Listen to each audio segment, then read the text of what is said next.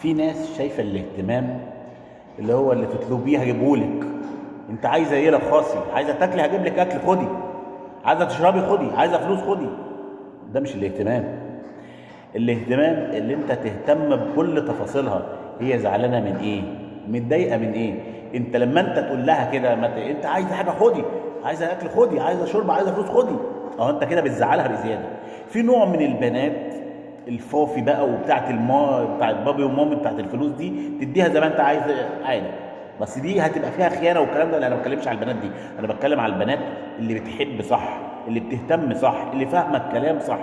لما تيجي واحده انت مهتم بيها بتفاصيلها، بزعلها، بحركاتها، ببابا غنوبه يعني والكلام ده، ده اسمه ده اسمه حب وعشق واهتمام بالشخص اللي معاك، بتقدره معايا، انت بتقدر الشخص اللي معاك. لكن لما تيجي شخص يقول لك انت مش مهتم وي وحاجات كتير، انت عايز ايه يعني؟ اهتمام ايه بالنسبه لك؟ هدوم؟ خد هدوم، اكل خد اكل، فلوس خد فلوس. ده مش اهتمام، ده ضمن في الاهتمام ده يعني الاهتمام ده كبير، ده حاجه في مبنى الاهتمام بالظبط. اصل الاهتمام ده مش حاجه واحده، واللي انت بتعمله ده خدي خدي خدي خدي، ده مش اهتمام، دي عربجه، دي اهمال.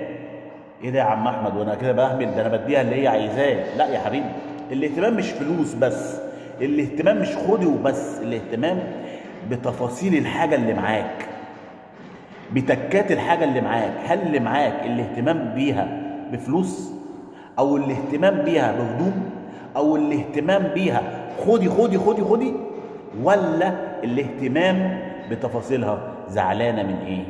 متضايقه من ايه؟ ايه اللي جه على كرامتك زعلانه قوي كده؟ طب انت زعلانه مني عشان ما بهتمش وما بسالش وما بعملش وما بقولكيش كلمه حب والكلام ده، ولا لا؟ ده ضمن حاجات كتير قوي من الاهتمام. انا بفهمك وانت براحتك.